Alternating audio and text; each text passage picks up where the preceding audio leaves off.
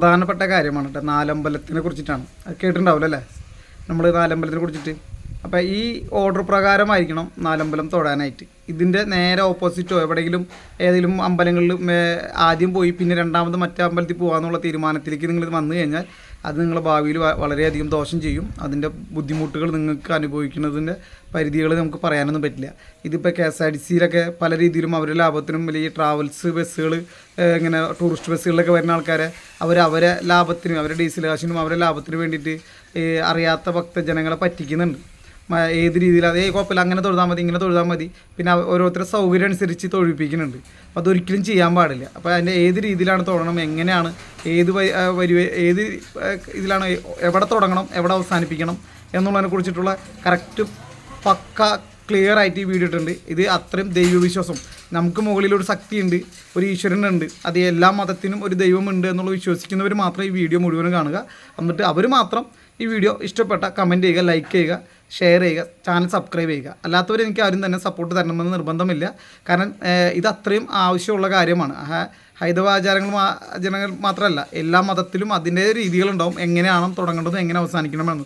അതിലൊരു പ്രധാനപ്പെട്ട ഒരു ക്ഷേത്ര ദർശനം കൂടിയാണ് ഈ നാലമ്പലം. ഈ കർക്കിടക മാസത്തിലെ നാലമ്പലം ദർശനം എന്ന് പറഞ്ഞത് ശ്രീരാമ ഭഗവാനും ബലരാമ ഭഗവാനും ലക്ഷ്മണ ഭഗവാനും ശത്രുഘ്ന ഭഗവാനൊക്കെ നമ്മൾ എങ്ങനെ രീതിയിൽ വേണം കാണാം എന്നുള്ളത്, അവരെങ്ങനെ ജനിച്ചു, അവരുടെ ജ്യേഷ്ഠനനിയന്മാർ എങ്ങനെയാണ്, ആ രീതിയിൽ എങ്ങനെയാണ് തൊഴേണ്ടത്, ആരാദ്യം കാണണം ആരവസാനം കാണണം എന്നുള്ളതിനെ കുറിച്ച് വ്യക്തമാക്കി പറയുന്നുണ്ട് കേട്ടോ. ഓക്കെ, കണ്ടോളൂ, വീഡിയോയിലേക്ക് കിടക്കാം.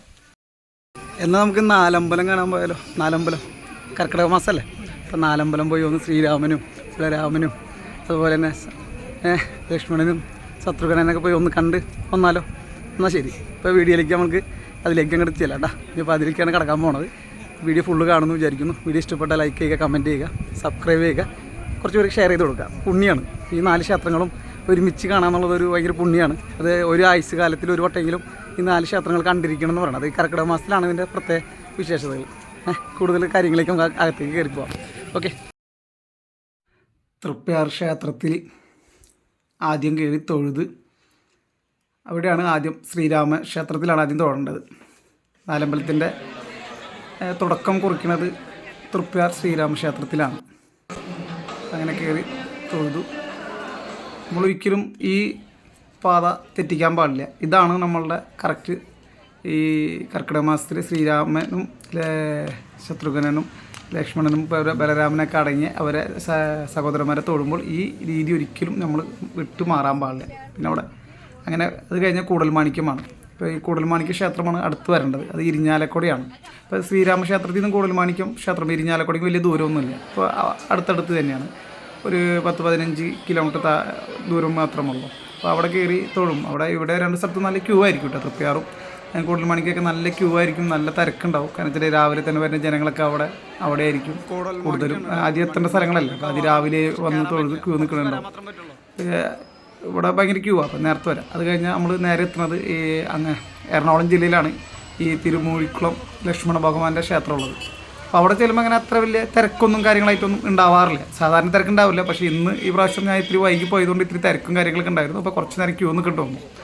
അപ്പോൾ ഇവിടെ അങ്ങനത്തെ എന്നാലും വലിയ തിരക്കൊന്നും ഉണ്ടാവാറില്ല. വലിയൊരു ക്ഷേത്രമാണ് പെട്ടെന്ന്. പിന്നെ അത് മാത്രമല്ല, മഹാവിഷ്ണു, അത് 108 ക്ഷേത്രങ്ങളിൽ മഹാവിഷ്ണുവിൻ്റെ പാദം കൊണ്ടിട്ടുണ്ടല്ലോ, അതിലൊരു ക്ഷേത്രം കൂടിയാണ് ഈ തിരുമൂഴിക്കുളം ക്ഷേത്രം. ലക്ഷ്മണ ഭഗവാന്റെ ക്ഷേത്രം വളരെ വിശേഷപ്പെട്ടതാണ്. ഇവിടെ കിടാവിളക്കിൽ എണ്ണ ഒഴിക്കുന്നത് വളരെ നല്ലതാണ്. ഈ നാഗദോഷങ്ങൾക്കൊക്കെ ഒരുപാട് ഉപകാരങ്ങളൊക്കെ അത് നമുക്ക് ആ പരിഹാരം കണ്ടെത്താനൊക്കെ സാധിക്കും. അതിന് ഭയങ്കര പ്രത്യേകതയാണ്. അപ്പോൾ അവിടെ തൊടാൻ അധികം നേരമൊന്നും വേണ്ട. പിന്നെ അവിടെയാണ് കൂടുതലും നമുക്ക് ഇങ്ങനെ പറഞ്ഞില്ലേ നാഗങ്ങൾക്ക്. പിന്നെ അവിടെ ചരട് കിട്ടും. മന്ത്രിച്ച ചരടും കാര്യങ്ങളൊക്കെ കിട്ടുന്നത് വളരെ നല്ലൊരു കുട്ടികൾക്കൊക്കെ മേടിച്ച് കെട്ടിക്കഴിഞ്ഞാൽ വിദ്യാഭ്യാസം രീതിയിലൊക്കെ ഉള്ള കുട്ടികൾക്കൊക്കെ പഠിച്ചുകൊണ്ടിരിക്കുന്ന കുട്ടികൾക്ക് ചരട് വാങ്ങി കെട്ടാനും കാര്യങ്ങളൊക്കെ ചെയ്യാം. പിന്നെ അത് കഴിഞ്ഞ് പിന്നെ നേരെ നമ്മൾ ചെല്ലുന്നത് പായമ്പലാണ്. അത് 4 സഹോദരന്മാരിൽ ഏറ്റവും താഴെയുള്ളവനാണ് ശത്രുഘ്നൻ. അറിയാമല്ലോ, ശത്രുഘ്നൻ സ്വാമി അദ്ദേഹമാണ്. അപ്പോൾ അവിടെയാണ് ഞങ്ങൾ സാധാരണ അന്നദാനമൊക്കെ കഴിക്കാറ്. അന്നദാനത്തിൻ്റെ ക്യൂ ആണ്. അതിൻ്റെ തിരക്കൊക്കെ തന്നെയാണ് ഈ കാണുന്നത്. എന്നെപ്പോലുള്ള വ്ളോഗർമാർ ചെല്ലുന്ന സമയങ്ങളിൽ കുറച്ച് അന്നദാനം കിട്ടാൻ കുറച്ച് എളുപ്പമാണ്. കാരണം വെച്ചാൽ ഞങ്ങൾ വീഡിയോസോടെ കാര്യങ്ങളൊക്കെ ചെയ്യുന്നതുകൊണ്ടും അവർ പ്രത്യേകിച്ച് പരിഗണനയൊന്നുമില്ല കേട്ടോ. എന്നാലും നമ്മളോട് അവരൊന്നും പറയാറില്ല. പക്ഷേ കുറച്ച് നിൽക്കേണ്ടി വരും. ക്യൂ നിന്ന് വേണം അവിടെ ഭക്ഷണം കഴിക്കാനൊക്കെ ആയിട്ട്.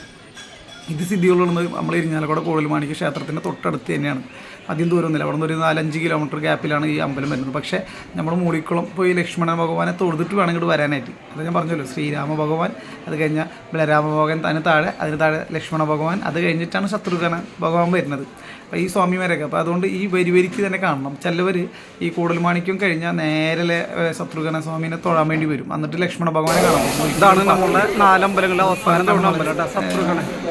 ബുദ്ധിമുട്ടുള്ള കാര്യമാണ്. ഒരു പ്രത്യേകത ഉണ്ട്, ഈ വീഡിയോയിൽ തന്നെ കാണാം. ഇവിടെ നാണയപ്പുറം എല്ലാം കേട്ട് നോക്കും. ഈ നാണയപ്പുറം ഇതൊരു സ്പെഷ്യലാണ്. ഇവിടെ എന്താ സ്പെഷ്യൽ എന്ന് വെച്ചാൽ നാണയപ്പുറം എടുത്തു കഴിഞ്ഞാൽ നമുക്ക് ക്യൂ നിൽക്കണ്ട. ഈ അമ്പലത്തിൽ ക്യൂ നിൽക്കാതെ നമുക്ക് നേരിട്ട് കയറി തൊഴാൻ സാധിക്കും. ഇവിടെ ഏറ്റവും കൂടുതൽ തിരക്കുള്ള അമ്പലം ഇവിടെ, അത് തൃപ്പയാർ, അത് കഴിഞ്ഞാൽ കൂടൽമാണിക്യം, ഇരിഞ്ഞാലക്കുട കൂടൽമാണിക്യം, തൃപ്പയാർ ശ്രീരാമക്ഷേത്രം കഴിഞ്ഞാൽ ഇരിഞ്ഞാലക്കുട കൂടൽമാണിക്യ ക്ഷേത്രം, അത് കഴിഞ്ഞാൽ ശ്രീമൂഴിക്കുളം, അത് എറണാകുളം ജില്ലയിലാണ് പെട്ട സ്ഥലമാണ്. എറണാകുളം ജില്ലയിലാണത്, ഒത്തിരി ദൂരമുണ്ട്. പിന്നെ അത് കഴിഞ്ഞാൽ ലാസ്റ്റാണ് വീണ്ടും തൃശ്ശൂർ ജില്ലയ്ക്ക് തന്നെ കയറി വരുമ്പോൾ ഈ പായമ്മൽ ശത്രുഘ്ന സ്വാമിയുടെ ക്ഷേത്രമാണ്. അപ്പോൾ ഇവിടെ വരുമ്പോൾ ഭയങ്കര തിരക്കായിരിക്കും. ഇവിടെ അന്നദാനം കാര്യങ്ങളൊക്കെ ഇവിടെ തന്നെയാണ് കിട്ടുക. അവിടെ മറ്റുള്ള അന്നദാനം ഉണ്ട്, പക്ഷേ ഏറ്റവും കൂടുതൽ അധികം അന്നദാനം നടക്കുന്ന സ്ഥലം ഇവിടെയാണ്. ഇവിടെ വരുമ്പോൾ തിരക്കും കൂടുന്നുണ്ട്. ക്യൂ കണ്ടില്ല, നല്ല ക്യൂ ആണ്. അപ്പോൾ ഇവിടുത്തെ പ്രത്യേകം വെച്ചാൽ ഇവിടെ നാണയപ്പുറം എടുത്തു കഴിഞ്ഞാൽ നേരിട്ട് വേണം. ക്യൂവിൽ ഒരു 2 മണിക്കൂറൊക്കെ നിൽക്കേണ്ടി വരും. 2 മണിക്കൂർ 2.5 മണിക്കൂറൊക്കെ ക്യൂ നിൽക്കേണ്ടി വരും. അതുകൊണ്ട് പ്രത്യേകതയുണ്ട്. അപ്പം അങ്ങനെ ഒരു വിഷയം കൂടി ഈ അമ്പലത്തിൻ്റെ പ്രത്യേകതയാണ്. തിരക്ക് കണ്ടില്ലേ, ഫുള്ള് തിരക്ക്. ഇവിടെ ഏറ്റവും കൂടുതൽ തിരക്കുണ്ടാവും. അത് അവസാന ആൾക്കാർ ഇവിടെ ഭക്ഷണം കഴിക്കുന്ന കൂടുതൽ സ്ഥലവിടങ്ങളാണ്. പിന്നെ അമ്പലം ഇവിടെ തൊഴാതെ പോകാൻ പാടില്ല. പിന്നെ ഇതിന് ക്രമമുണ്ട്. ആ ക്രമപ്രകാരം മാത്രം തൊഴാൻ പാടില്ല, അല്ലെങ്കിൽ ഭയങ്കര ബുദ്ധിമുട്ടാണ്. ഒരുപാട് ദോഷങ്ങളൊക്കെ ഉണ്ടാകും. ഒരുപാട് ആൾക്കാർ ഇപ്പോൾ അവരെ സൗകര്യത്തിനനുസരിച്ച് തൊഴുത് പോകുന്നുണ്ട്. അതിൻ്റെ ഒരു ബുദ്ധിമുട്ടുകളും കാര്യങ്ങളൊക്കെ ഇവർ അനുഭവിക്കുന്നുണ്ട്. ഒരു ബുദ്ധിമുട്ടും കാര്യങ്ങളൊക്കെ അനുഭവിക്കുന്നുണ്ട്.